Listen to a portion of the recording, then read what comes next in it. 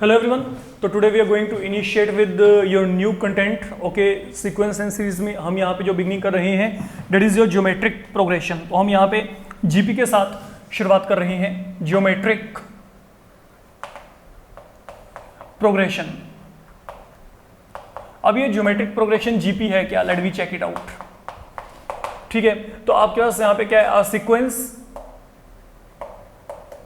in which ratio of any term and term lying before it is always same.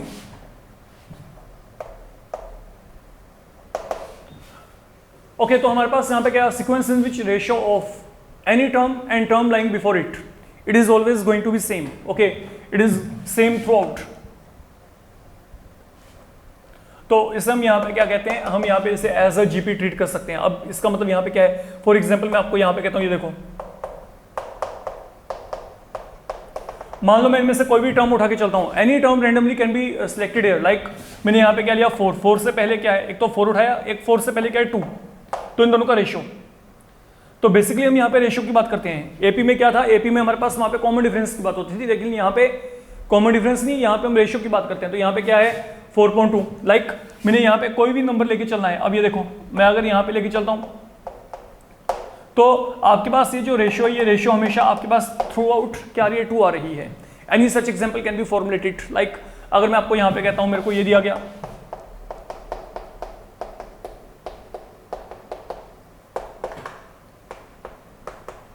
तो something like that.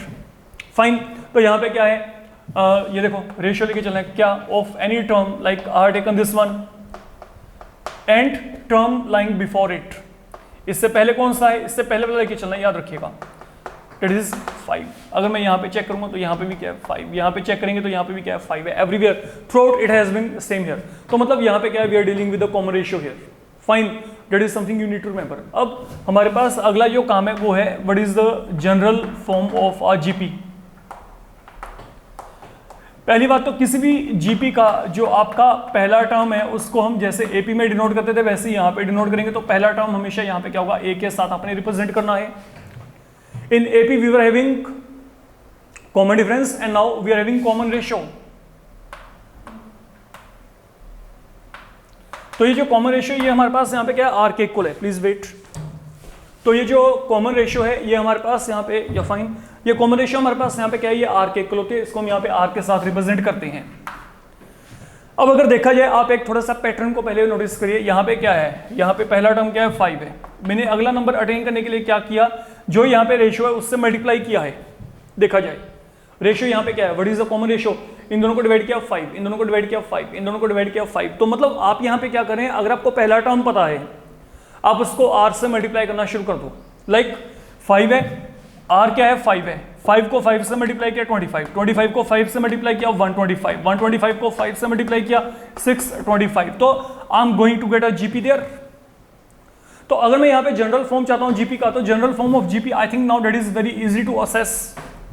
मान लो कोई भी GP है, उसका पहला टर्म क्या है, a है, रेशियो क्या है वहां पे r है. तो बिल्कुल सेम पैटर्न पे यहाँ पे क्या होगा, पहला टर्म क्या था 5, मैंने क्या किया r से मल्टीप्लाई किया, तो यहाँ पे क्या आ गया 25. r क्या था वहां पे 5 था. अब यहाँ पे क्या है, पहला टर्म क्या है a, यहाँ पे रेशियो क्या है r. तो अगर मैंने r से मल्टीप्लाई किया तो यहाँ पे क्या आएगा ar. तो ये क्या हो गया, सेकंड टर्म हो गया. अगर अगला टर्म निकालना है तो अगला टर्म निकालने के लिए आप फर्दर फिर r से मल्टीप्लाई कर दो, यहाँ पे क्या आएगा ar स्क्वायर, देन आगे क्या आएगा ar क्यूब. तो that is the general form of AP, sorry GP. ये हमारे पास यहाँ पे जीपी का क्या हो गया, जनरल फॉर्म हो गया. अब जब आपने यहाँ पे जनरल फॉर्म जीपी का निकाल दिया, ठीक है, ऐसे हमने एपी में भी निकाला था जनरल फॉर्म, वो क्या था a plus d a plus 2d a plus 3d ये आ रहा था. यहाँ पे जीपी में ए आर स्क्वायर ये सब कुछ आएगा. ठीक है, अब हमने यहाँ पे क्या करना है, अब हमने वही बात करनी है nth टर्म ऑफ जीपी की. Now what about nth term of the GP here. Suppose मैं आपको यहाँ पे कहता हूँ कि मेरे पास ये, मेरे को कोई भी एक जीपी दिया गया. Now that is the general format. ये मेरे पास अब यहाँ पे जनरल फॉर्मेट है. तो अगर ये जनरल फॉर्मेट है, अब आपके पास यहाँ पे पहला टर्म क्या है, पहला टर्म जो है मेरे पास वो यहाँ पे क्या है, ए के इक्वल है. जो सेकंड टर्म है वो यहाँ पे क्या है, ए आर. जो थर्ड टर्म है वो यहाँ पे क्या है ए आर स्क्वायर, जो फोर्थ टर्म है वो यहाँ पे क्या है ए आर क्यूब।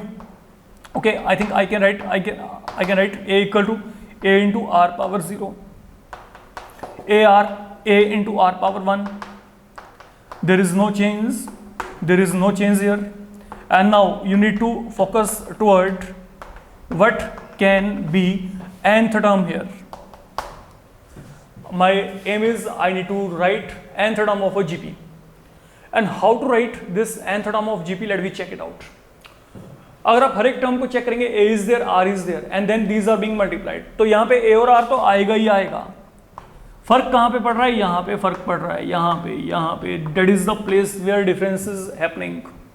तो यहाँ पे क्या है, अगर यहाँ पे 1 है तो यहाँ पे क्या है 0 है, अगर यहाँ पे 2 है तो यहाँ पे क्या है 1, अगर यहाँ पे 3 है तो यहाँ पे क्या है 2 है।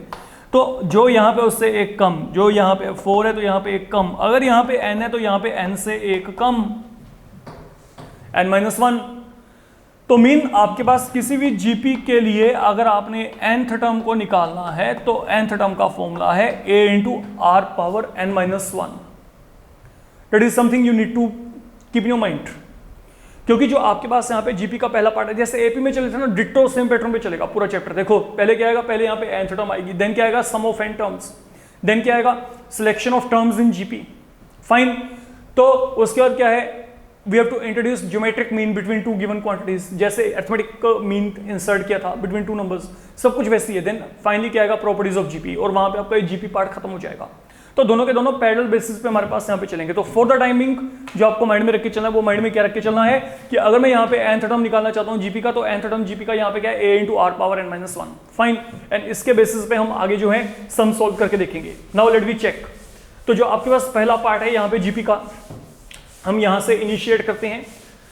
अगर आपको एपी के nth टर्म के फॉर्मूलाज वाले सम आते हैं तो जीपी बड़े इजीली यहाँ पे अप्लाई हो जाएगा। फाइन, देखते हैं कैसे। For example I said you, मैं आपको यहाँ पे कहता हूँ suppose which term of GP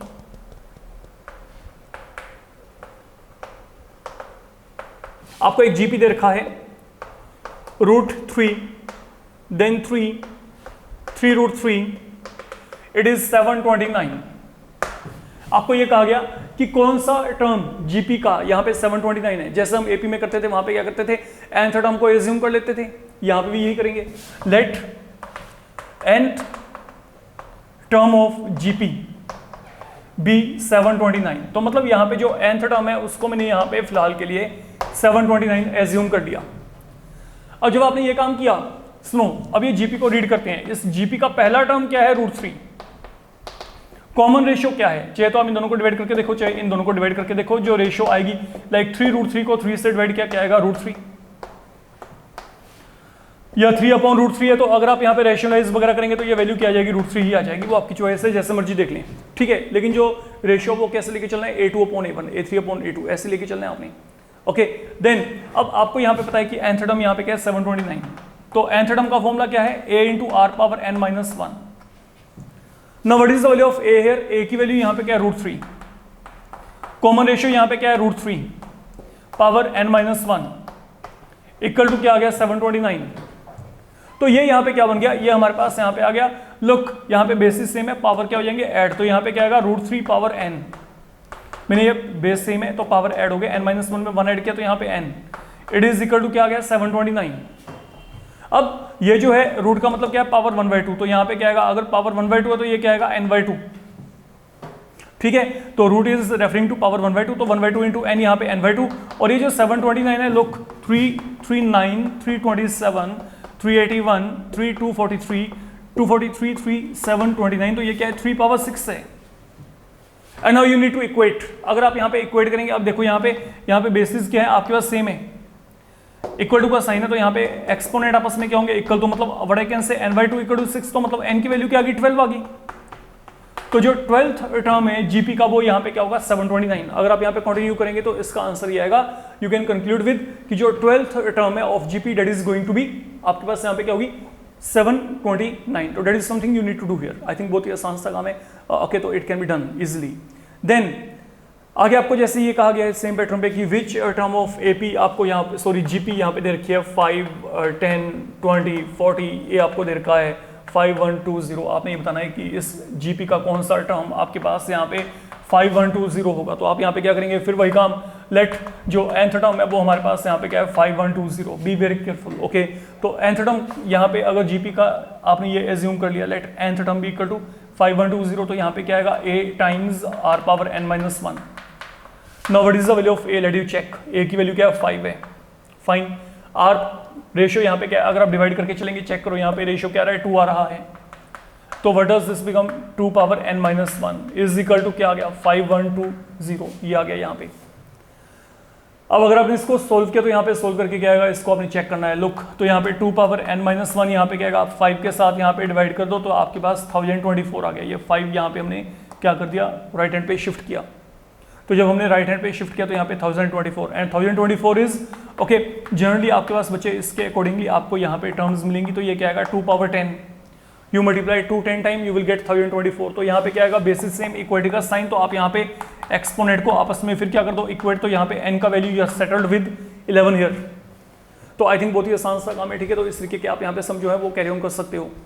then आगे आपको यहाँ पे दिया गया है इन अ जीपी, किसी भी जीपी में आप लोगों को क्या दिया गया, जो फोर्थ टर्म है that is given equal to 27, और जो सेवंथ टर्म है वो आपको दिया गया 729। You need to get GP in that case. आपने जीपी को निकालना है। तो जीपी को निकालने का मतलब यहाँ पे क्या है, जीपी को निकालने का मतलब है हमने ये निकालना है a r square A r cube, that is your GP, that is the general format. तो अगर मैं यहाँ पे जीपी को निकालना चाहता हूँ तो जीपी को निकालने के लिए I should have 2 things with me, I should have a and r value with me. मेरे को यहाँ पे ए और आर पता होना चाहिए, and that is something you need to calculate. And a और आर को निकालने के लिए आपको यहाँ पे ये दो जो हैं सेटअप्स दे रखे हैं। पहली बात, आपको यहाँ पे फोर्थ टर्म क्या दिया 27, तो क्योंकि फोर्थ टर्म 27 है तो यहाँ पे क्या आएगा, फोर्थ टर्म का फॉर्मूला क्या होगा ए आर क्यूब। नाउ रिमेंबर, हम यहाँ पे क्या है, हम यहाँ पे ये nth टर्म का फॉर्मूला लगा रहे हैं। तो क्योंकि मेरे को यहाँ पे फोर्थ टर्म चाहिए तो मैं n के प्लेस में 4 फिल किया, तो जैसे ही n के प्लेस में 4 फिल किया it will become a r power 4-1 that is a r cube, that is how things are to be applied. तो यहाँ पे क्या गया a4 27 मतलब a r cube equal to क्या गया 27, that is one thing. Secondly हमारे पास हमें यहाँ पे क्या दिया a7 कितना दिया 729, तो मतलब सेवंथ टर्म, तो अगर यहाँ पे 7 है तो यहाँ पे क्या आएगा 7-1 एक कम, ओके। तो यहाँ पे क्या आएगा a r पावर 6, ये कितना आ गया 729। अब ये ना कुछ इस तरीके के प्रॉब्लम है जैसे एपी में वहां पे बन जाता था, थर्ड टर्म दी होती थी, देन सेवंथ टर्म दी होती थी, तो वो क्या था a+2d, यहाँ पे क्या था a+6d। तो यहाँ पे दो इक्वेशन बन जाती थी, मान लो ये 5 है यहाँ पे 9 है, तो हम क्या करते थे दोनों को सब्ट्रैक्ट करके d निकालते थे, फिर वहां पे a। अब लेकिन यहाँ पे क्या है, यहाँ पे जीपी में सब कुछ चलता है, वहां पे तो एडिशन सब्ट्रैक्शन वगैरह कुछ भी कर लेते थे, लेकिन यहाँ पे आपने क्या करना है, यहाँ पे अब ये दो टर्म्स दे रखे हैं, इन दोनों को सोल्व करने के लिए यू हैव टू डिवाइड, ठीक है। इनको ऐड करके कुछ नहीं बनने वाला, कहीं वहां पे इनको सोल्व करना शुरू कर दो, या इनको सब्ट्रैक्ट करके आप यहाँ पे क्या करेंगे, आप दोनों को यहाँ पे डिवाइड करेंगे। A r power 6 equal to क्या है 729, ए आर क्यूब यहाँ पे क्या है 27, let you divide both of them. तो अगर मैं दोनों को यहाँ पे डिवाइड किया तो डिवाइड करके यहाँ पे क्या आएगा, ए विल गेट कैंसिल, तो यहाँ पे आर क्यूब ये 27 का स्क्वायर होता है, तो यहाँ पे क्या है 27, you can check it out. And now what is your 27 is nothing but 3 cube, तो आर क्यूब यहाँ पे क्या गया 3 क्यूब के चला गया। अब आपके पास यहाँ पे क्या है, if x power a is equal to y power a that mean x equal to y, simple. तो व्हाट डज दिस मीन, अब यहाँ पे क्या है, ये एक्सपोनेंट सेम है, इक्वलिटी का साइन है, तो बेसिस क्या होंगे इक्वल, तो r की वैल्यू क्या आ गई 3 आ गई। अब जैसे आपको यहाँ पे r का वैल्यू 3 मिलेगा, you can substitute this value right here और हियर, चॉइस आपका है।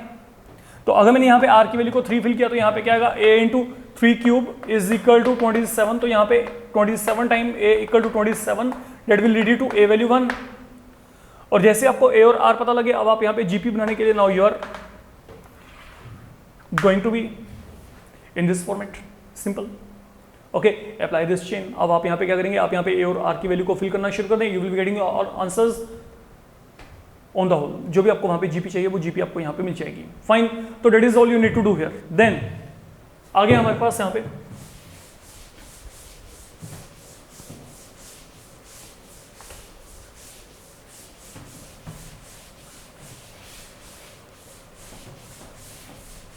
now suppose you have been given a problem like,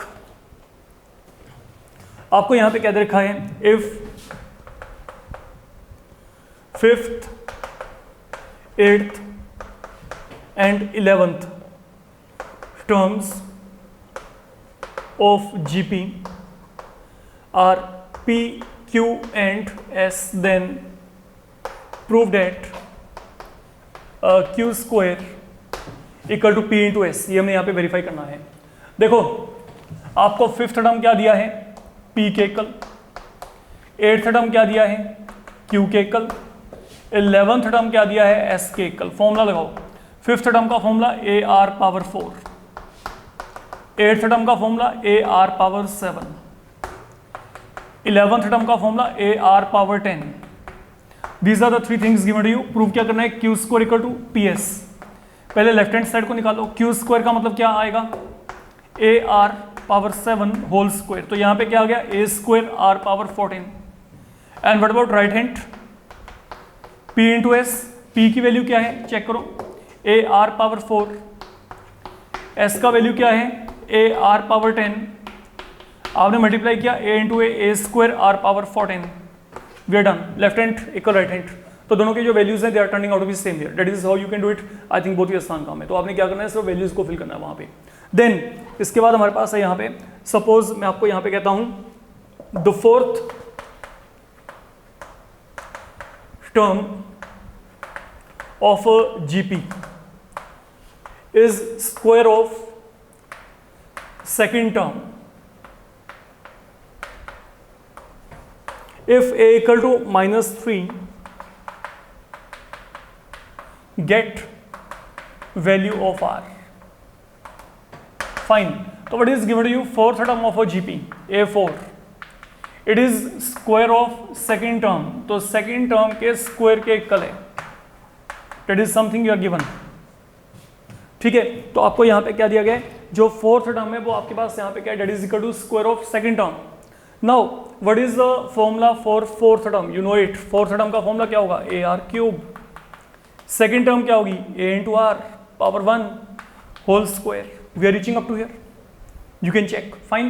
तो हमने क्या किया, हमने यहाँ पे फॉर्मूला लगा दिया। फोर्थ टर्म के लिए क्या आएगा, AR पावर 3 एक कम है ना, एंड देन A2 के लिए क्या आएगा, AR पावर 1।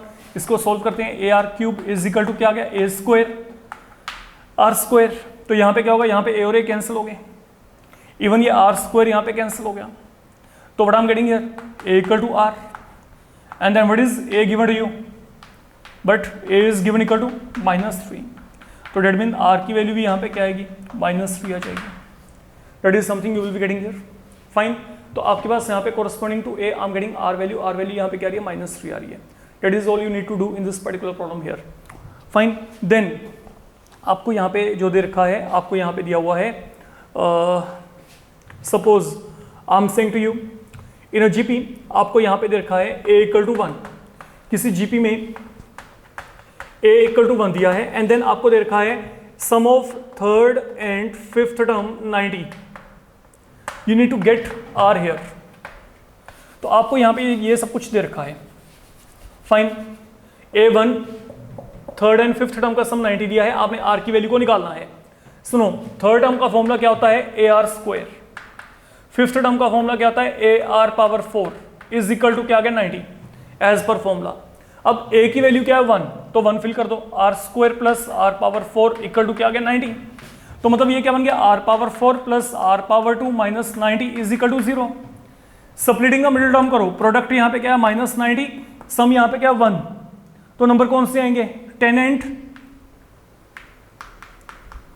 -9, 10 - 9 1, 10 × 9 यहाँ पे क्या आएगा 90। तो हमने यहाँ पे मिडिल टर्म स्प्लिटिंग कर दी फिलहाल के लिए। इनमें से कॉमन निकालो, कॉमन क्या आएगा, R स्क्वायर। इनमें से कॉमन निकालो, इनमें से -9 कॉमन आएगा। तो अगर आपने इसको सॉल्व किया, आगे R square plus 10 can be taken as a common term. I will be getting R square -9। तो ultimately what do we get, यहाँ पे क्या आएगा, या तो R स्क्वायर की वैल्यू क्या आएगी -10 या फिर 9। तो this is to be denied, क्योंकि ये तो आपके पास यहाँ पे क्या हो गया, इमेजिनरी वैल्यू आ जाएगी, complex value. Okay, complex numbers में चलेगा आप यहाँ पे, स्क्वायर नेगेटिव है, तो यहाँ पे क्या करेंगे, R स्क्वायर इक्वल टू 3। तो सॉरी, R स्क्वायर यहाँ पे क्या है, 9 के इक्वल आ गया। तो when taken root R value will be +- 3। तो these are the values of R here. Okay, तो R के यहाँ पे 2 वैल्यूज आ जाएंगे आपके पास। That is all you need to do. तो in this module we are doing only this much. Okay, hopefully आपके पास यहाँ पे जो जीपी है, जीपी का एक और आपका इनिशिएशन इन प्रॉब्लम्स के साथ बड़े इजीली हो सकता है। ठीक है, तो अगले मॉड्यूल में हम थोड़ा सा और अच्छे लेवल के प्रॉब्लम्स की तरफ चलेंगे। Thank you.